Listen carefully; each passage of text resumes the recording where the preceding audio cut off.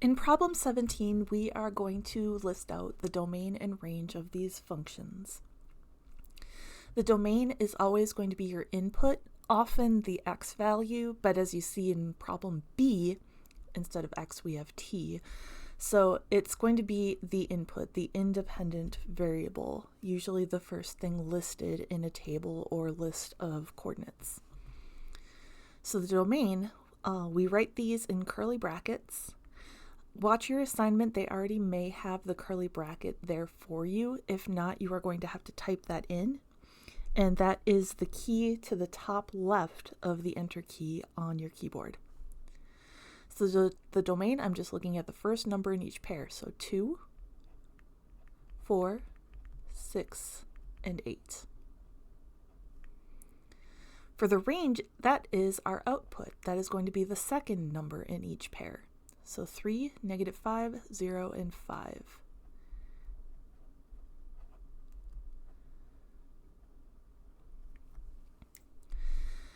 Similarly with the table, usually the domain or the independent variable is going to be in the top row, and the output is going to be some function name of that independent variable, often in the bottom row.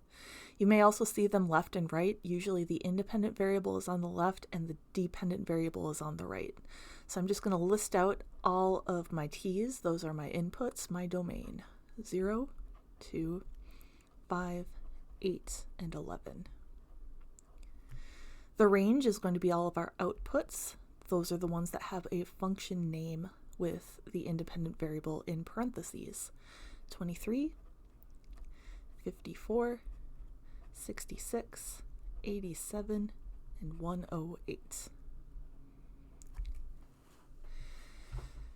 In letter C, things are going to get a bit different. We're looking at graphs now.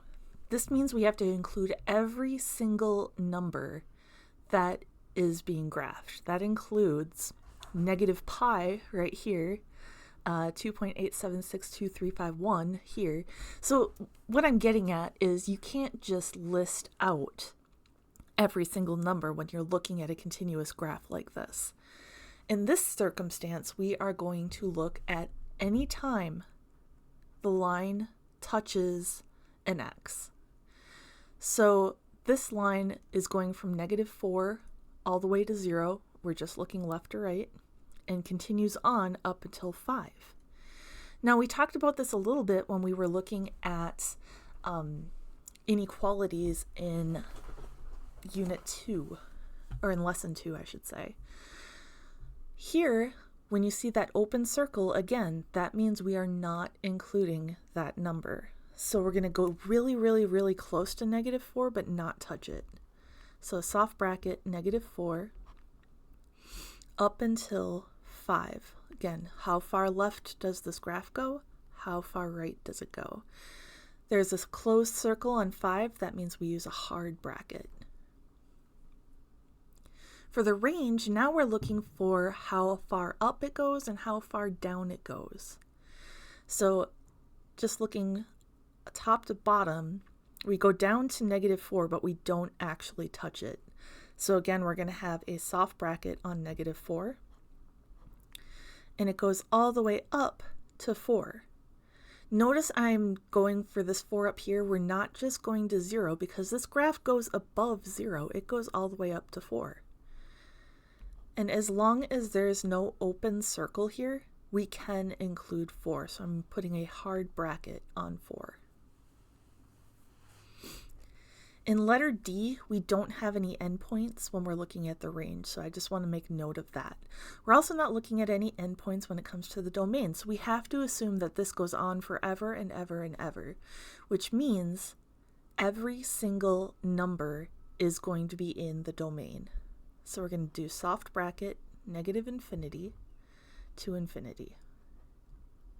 Again, that comes from it not having any endpoints like this one does.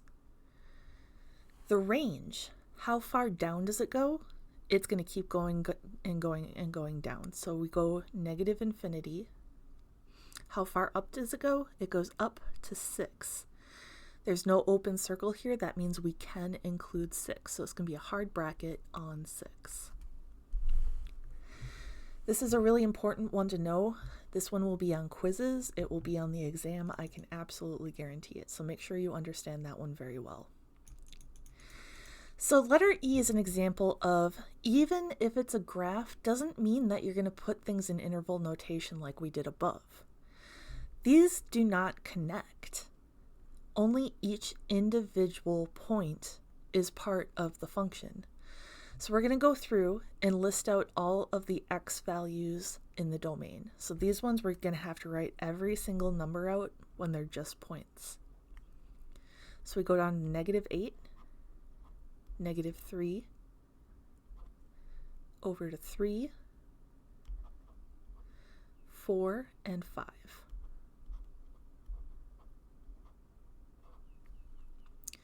The range is going to be how far up and down it goes, so I'm looking at the y values this time.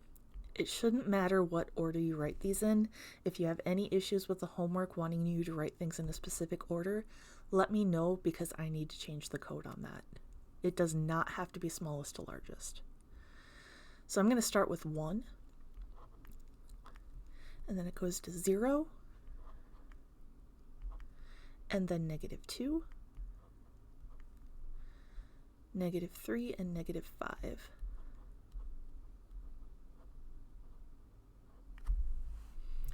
And that is the domain and range of these points. Our last example is a line. This line does not have any endpoints. It goes on forever. So it's going to go up to infinity, down to infinity, to the left to infinity, to the right to infinity. So both the domain and range for this one are going to be -infinity to infinity. And I'm sorry, I wrote the wrong thing there. Let me just... That should be a soft bracket, -infinity to infinity. Soft bracket, -infinity to infinity.